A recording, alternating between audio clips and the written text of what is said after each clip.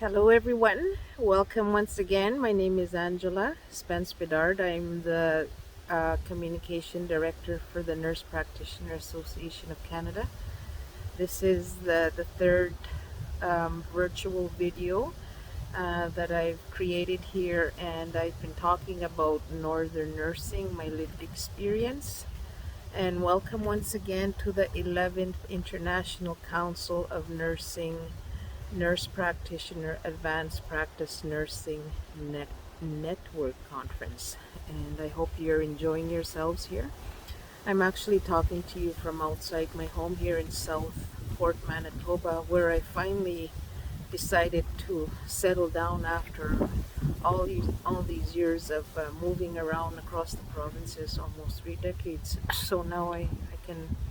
This is my refuge after I come home from Saskatchewan. I'm there for three weeks out of the month, and I'm home for 2 weeks, and I'm kind of slowing down in my career. So in the first part of the video was actually a welcome video that I did, and I talked a little bit about my initial, you know, uh, experience, I guess, back in 1994 when I started being a northern nurse. And over the years, I did a lot of other stuff that I did mention in the video. And there's actually documents that I uploaded onto our virtual booth, so please feel free to check them out. These are new documents that I was talking about in the first and second video when I was talking about anti-Indigenous racism in healthcare, the national dialogues that were occurring these past few months. So please look at those documents, and they're very valuable, and these documents will be rolled out into the universities and colleges across Canada, and the recommendations will be followed through, and it's a way of recognizing, the reconciliation recommendations of all the suffering that we've had over the generations as Indigenous people. It's been very difficult being an Indigenous nurse myself. I started off so young, in northern nursing, and I was a single parent at the time, and with three children.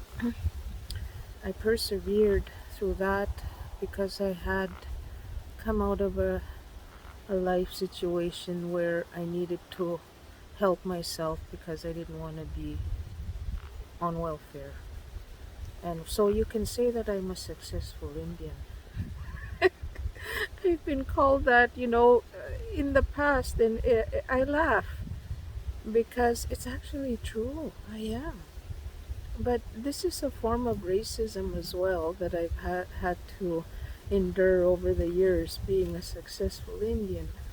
So, I endured it in college, I endured it in university, and I continue to endure it in my daily work as a nurse practitioner, as an Indigenous woman, who speaks her mind and who's intelligent and self-determined and outspoken.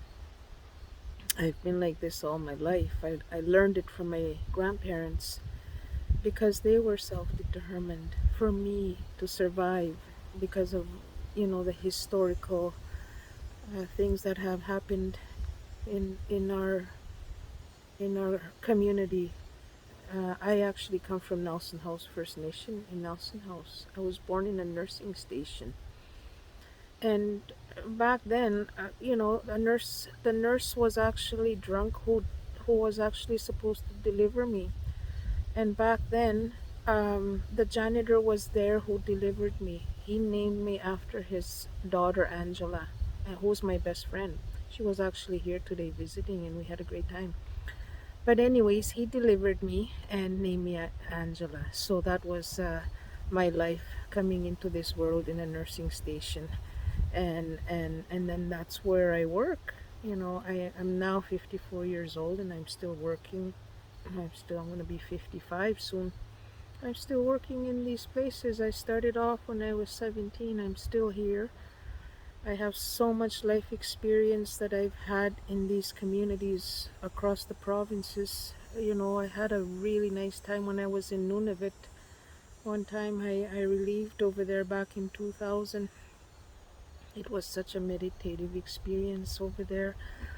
The life experience over there was so much different compared to the challenges that we have over here in more urbanized settings. Over there, I never saw no chronic problems such as diabetes. The only things that I saw over there was arthritis and gallbladder disease, and it was because the people lived off the land still. Anyways, that was one life experience over there, and the call was different. It was not as busy as it is in Manitoba, for example. It's very busy. That's why I don't work here anymore. Just kidding. I love Manitoba. Manitoba is my home. But right now, Saskatchewan is where I work, and I love where I work right now. And the daily the day of nurse practitioner in my clinic, is a hectic time. Usually when I get back, for example, the first couple of days is very busy when I get back because we're so short-staffed over there. So I get back and I have to check all the emails, of course, and all the consults that are coming through and all the prescription refills. We hadn't had a physician there for the whole month of July because of other, you know, um, shortages, I guess, occurring in the area. So, anyways, we had a challenge. So, being the only nurse practitioner coming on there, there would be other nurse practitioners that are casual that are coming in and out, um, just to fill in. So, there's a greater task for me where I have to orientate every nurse that comes through because not every nurse is familiar to northern nursing and they don't understand um, how things go in these clinics. The staff support that you have sometimes is inadequate and sometimes it's very good. It all depends where you go. Every community is different. Some communities are more progressive than others, and some communities are transferred, like Barons River in Manitoba, semi-transferred, and then there's others that are still under a health authority like the one here in Canoe. So, anyways, the day goes on. Okay, so I'm in the clinic, I'm coming on, and there's only two of us coming on. The regular nurse, who's also a seasoned nurse. She's an AAP, my colleague. We're working, and then we get two nurses we're orientating. We have a clinic to run. We have a pandemic that is happening right now, so we have to manage all our people. We're still getting COVID-19 positive people. We have a tent outside we have an ER outside, on the side. We have a side door. Uh, it's like an isolation area for the ER, and then we have a secluded area where if somebody's really sick, with possible COVID symptoms, they go in that room and we assess them in there. So there's all this stuff, and there's the tent outside where we go and do our assessments and bring them inside in this isolation area if we have to. So that's all going on, and in between that, you got to clean up your own stuff because sometimes the housekeeping is not there right away to help you out. So you got to be able to flex yourself all in all directions. You have to be able to answer telephone calls. You got to be able to attend to an ER right away. When you're coming in there as a northern nurse, be prepared because situations happen quickly, and you have to be skilled in life-saving interventions. such as advanced cardiac life support, pediatric advanced life support, international trauma life support course, advanced course if you can.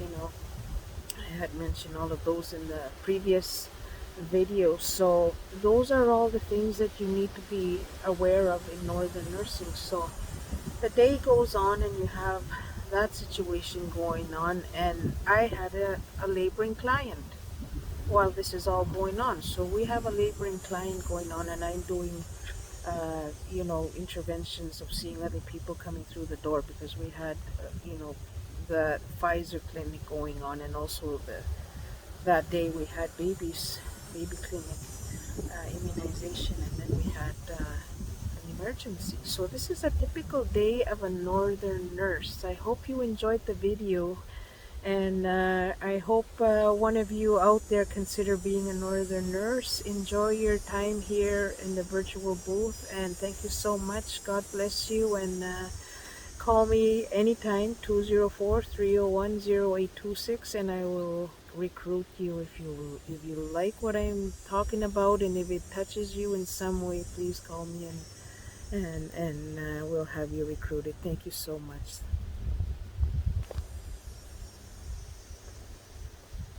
Uh,